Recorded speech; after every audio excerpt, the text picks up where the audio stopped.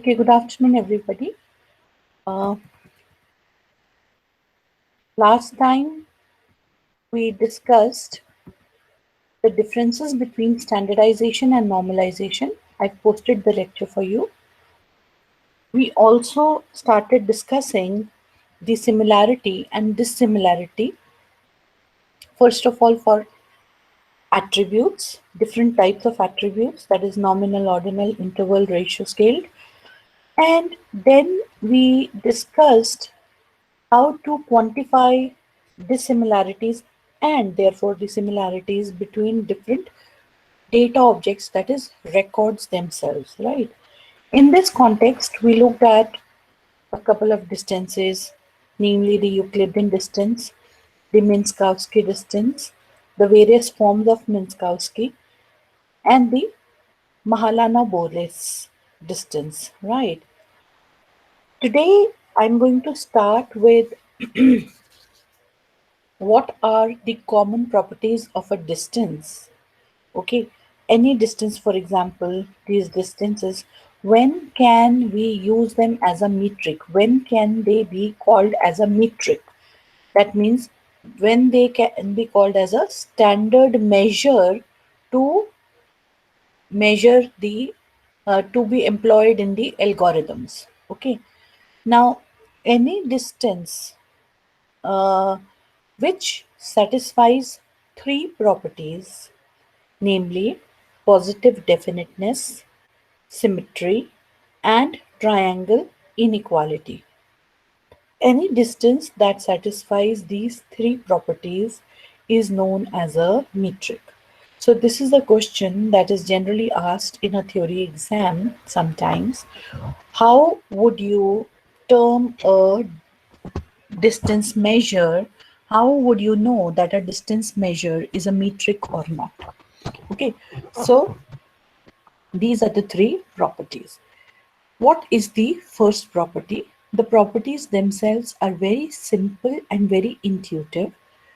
Positive definiteness simply says that if we have 2 points P and Q, then the distance between them will always be equal to greater than 0. Obviously, if the 2 points or data objects P and Q are same, then the distance will be 0. Otherwise, the distance will always be greater. That means the distance cannot be negative, right? Second thing is that the distance between P and Q will always be same as the distance between Q and P. Again, this is intuitively, we know this is true, right? This is called symmetry. The third property, sometimes also known as triangle inequality, says that if we introduce a point Q between 2 points P and R, then the direct difference between P and R, okay, this distance between P and R will always be less than or equal to the distance if we first measure from P to Q and then from Q to R. That means, in other words, we can say that whenever we introduce another point in between 2 points and measure their distance through this point, then most probably the distance is, is going to be larger, or in the least case equal to the distance between P and R directly. Okay, this is known as triangle inequality. So sometimes only triangle inequality, for example, is asked. Okay, some other times in an application based paper, such as the OBE papers which are being set today, and even earlier, that when the papers were more theoretical. Still, you are asked sometimes to justify whether Euclidean distance is a metric or not, for example, or Minkowski distance is a metric or not. Okay, or they may just give you some formula and tell and ask you that prove that this is a metric or this is not a metric. So all you have to do is you have to apply that formula on 2 points. If the points are given to you in the question, well and good. Otherwise, you assume 2 points and you apply the formula and show that the distance between any 2 points is always greater than equal to 0 and the distance is symmetric, and this property, then assume a third point and show this property. Is this clear? So this is very important. Now similarly, there is a common property of similarity. Okay, again, it is very intuitive, but let's just go over it. So if we have 2 points P and Q, these points may represent data objects or records. Okay, we say that the similarity between them is equal to 1. That is maximum similarity. That means they are exactly similar to each other only if P is equal to Q. Okay, that means if all the characteristics match, if all the characteristics of two records match, then we say that they are exactly similar or they have maximum similarity, right? And in this case, then we go on to assume that the 2 points are actually same.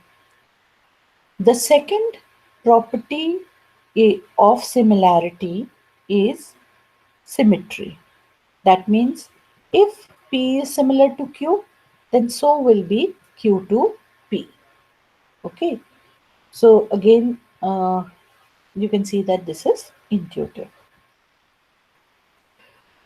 Now, this is a topic that is not in your syllabus, according to me. Now, proceeding from similarity between binary vectors. But somehow there was a question on this last time in the OBE paper that was set. Okay, so that is why, for the sake of completeness, and you don't miss out on anything, I'll do this with you. It is very simple actually, won't take too much time. So, if we have 2 points which are actually binary vectors, okay, binary vectors means they are all binary values, then how to compute similarity between them? So for that, there are various metrics which have been proposed.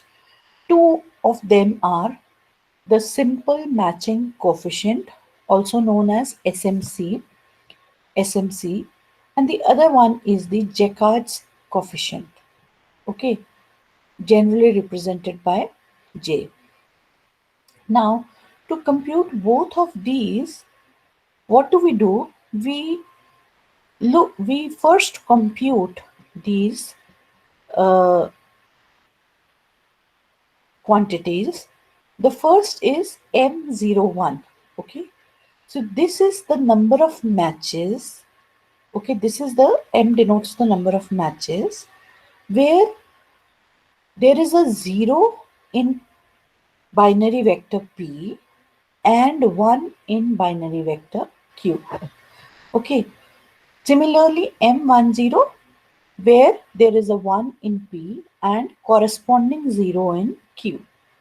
Both P and Q at that bit point are 0, and both P and Q at the same point are 1.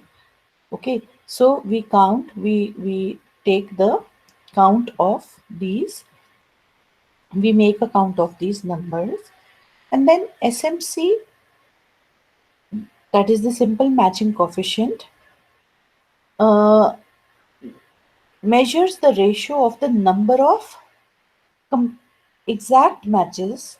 That means when both the both P and Q were 1 at the same point, at the same bit position, or both of them were 0, divided the by all other counts. So this is a simple ratio. You can see simple ratio of the correct matches to all other counts. That means when whether they matched or whether they did not match, right? The Jacob's coefficient only measures the correct matches where the value of bit is 1, okay, and divides it by the number of not both zero attribute values. So the basically this value m00 is ignored in Jacob's coefficient totally. Okay. Otherwise, you can see the formula is just the same. Okay. Let us see an example now to make a discussion about the SMC and Jacob's coefficient concrete. So let P be a binary vector this, Q be this binary vector. Then what is the value of M01? Where P is 0 and Q is 1. So 1 and 2. Is that right? Is that right, students? Yes, ma'am. Then M10 only a single value, right? M00. So 1, 2, 3, 4, 5, 6, 7. M11. So there is no such value you can see, right?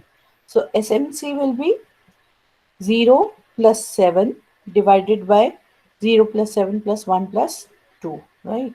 So this is the value of SMC, and J will be M11, that is 0 divided by 2 plus 1 plus 0.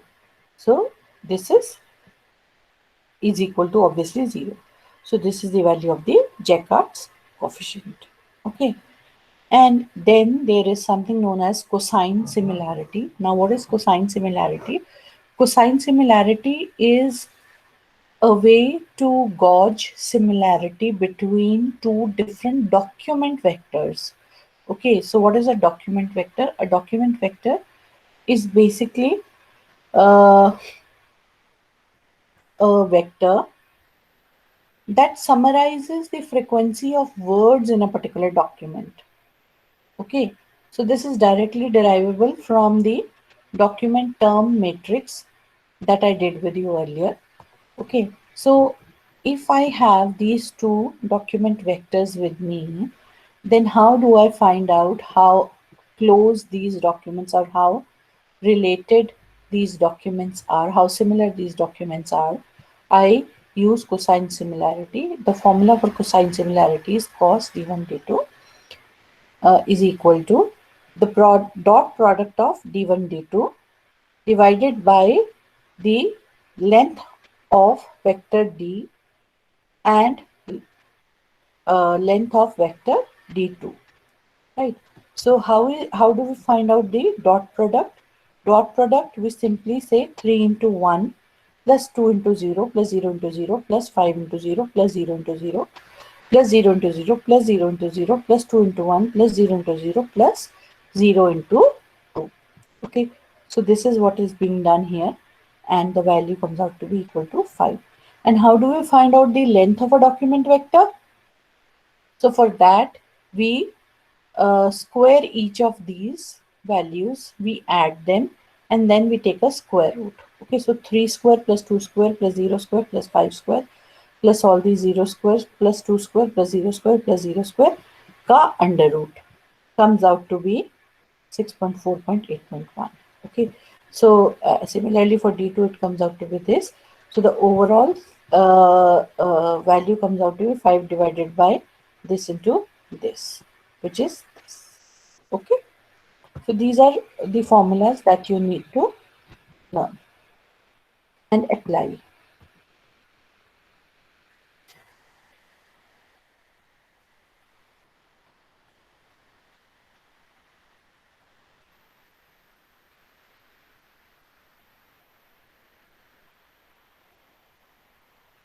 We are finished with this chapter now. I'm going to be sharing my window with you for the next chapter, that is classification. In case the screen is not visible, please let me know.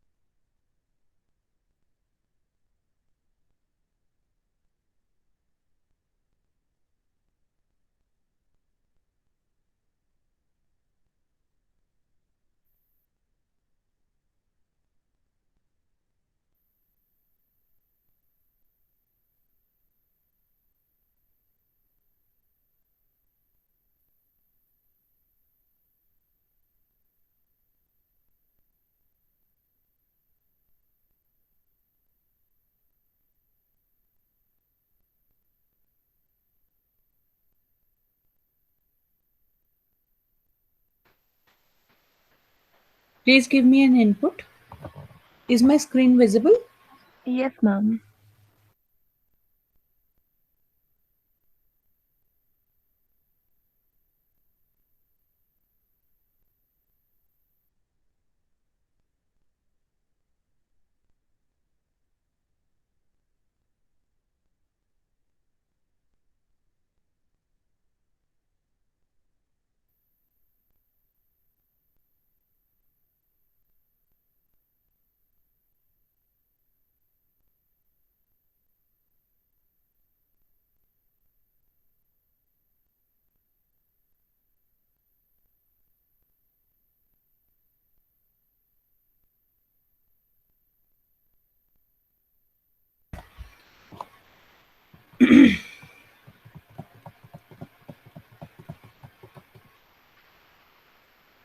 Okay, so we will be starting with classification. Uh, this is chapter number 4 of your textbook. So I have already gone over uh, classification with you. Okay, so what is classification? I've introduced classification in chapter number 1 itself, but I'll be formally introducing it once more for the sake of revision and completeness. So, given a set of records, which we call as the training set in classification, where each record contains a set of columns, that is attributes, and one of these attributes is termed as a class. Okay, we are already given this kind of a set. Our goal is to find a model for the class attribute as a function of the values of the other values. What this means is that we want to find out the value of the class attribute from the values of the other attributes. So we say we want to find out a model for the class attribute as a function of the values of other attributes. Okay. And in this process, what do we aim at? We aim that we should be able to assign the correct label to the class attribute. Okay. Now, if you remember, I told you, suppose we have an already classified data set with us. Okay. So, already classified data set means if I have some data in which the field that I have labeled as my class field, if that field is filled for all that data, then we divide that data into two parts. It may not be divided always into two equal parts. Maybe 75% goes to training set, 25% comes to the test data, but nonetheless, we divide it into two parts, namely the training set and the test set. So the training set is used to train the model, and the test set is used to validate it. Okay, you can see on your screen right now from the already classified data, we have these two partitions now. One is the training set and other is the test set. Just give me a second, please.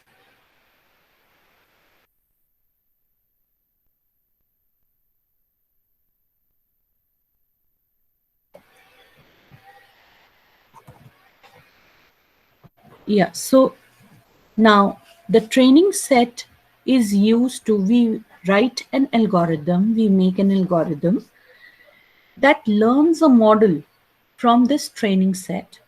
This process is known as induction. Okay, this process is known as induction.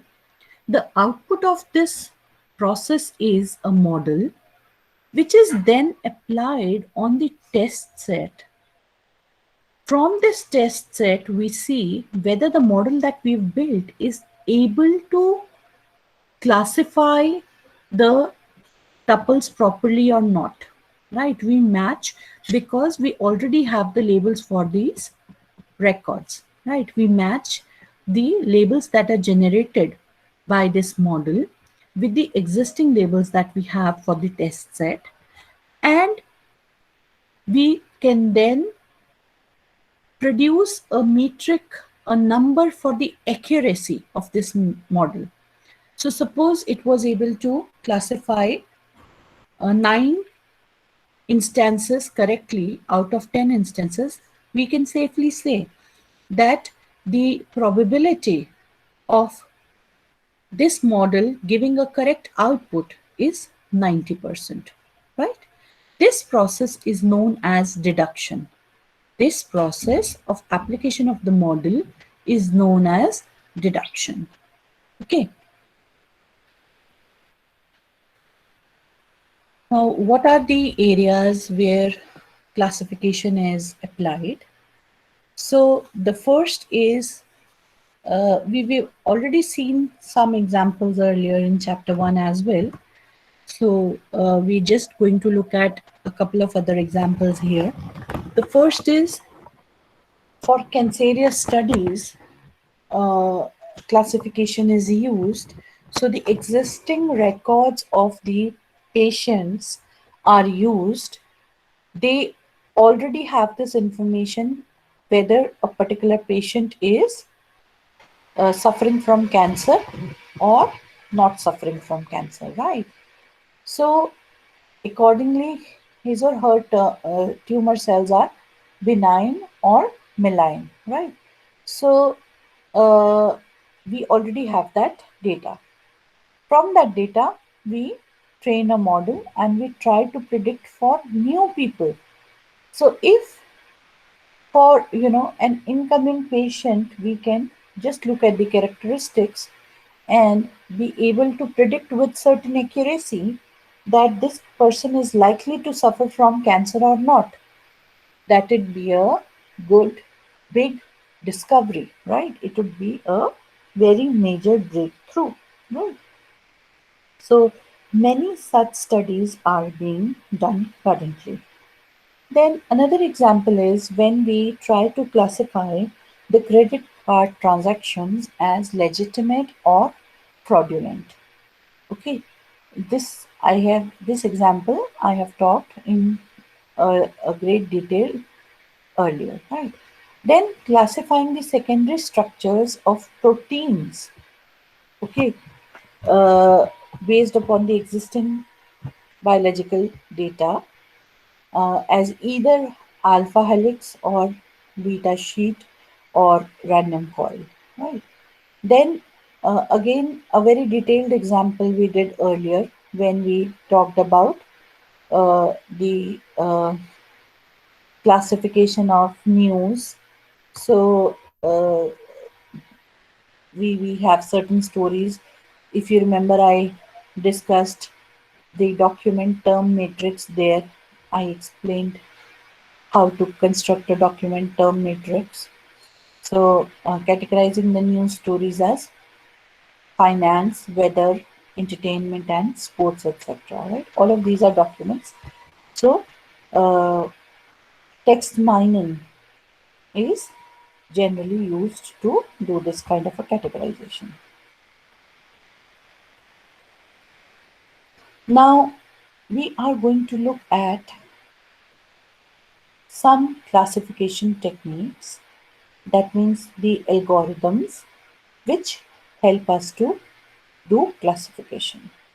The first such technique is called the decision tree. Okay. Now, what is a decision tree? Decision tree is a decision support tool that uses a tree-like model to depict the kind of decisions that we need to make, and it also lists the various options that we have at each step and what are the final results. Okay, so it is a hierarchical, that is a tree like structure that depicts the entire process of decision making. Right? There are typically three kind of nodes in a decision tree. A root node. We know that a root node generally in most of the trees that we've studied in data structure so far have no incoming edges and zero or more outgoing edges. That means if it is the tree consists of only a root node, then it will have zero outgoing edges, right? Other kind of otherwise, if it has children, then it will have equivalently the equal number of edges as there are the number of children. Then two more types of nodes. One are the internal nodes, which are placed at the different levels of the tree, and then the leaf nodes or the terminal nodes. These are the final nodes in the path, in the complete path from the root to the leaf. There are no more, they don't have any children, and therefore they are known as leaf nodes or terminal nodes. The leaf nodes generally depict consequences, the final actions that are to be taken in a decision tree. Each node in a decision tree, apart from the leaf nodes, that is the root node and the internal nodes, each of these nodes depicts a decision. The edges emanating from a node, for example, you can see here, denote the various options that we have for this node, and the leaf nodes denote the final action or decision taken. Okay, so let us look at this data and an example decision tree which has been constructed for this data. This is the same data that we saw earlier, if you remember. The data depicting some individuals who file their refund, their marital status is being stored, their taxable income is being stored, and then this is the class label that we have chosen for ourselves. That is, we would like to predict whether or not this particular person is likely to cheat.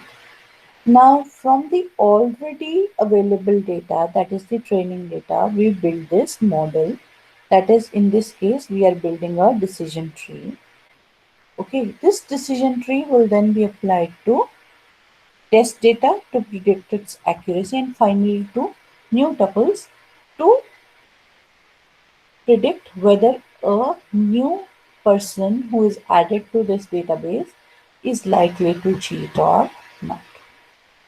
This kind of learning is also known as supervised learning because we are using training data to build our model. Okay. Now, this is one particular decision tree, please see, that has been built for this data. It is very important to note that different algorithms apply different metrics to choose which of these attributes should come first in the tree. So, which should be the root node, then what will come, then what will come. Or different algorithms will analyze these attributes differently by using different metrics to choose which attribute should come first. Okay, and therefore there can be more than one decision tree. Okay, there can be more than one decision tree for the same training data. Okay,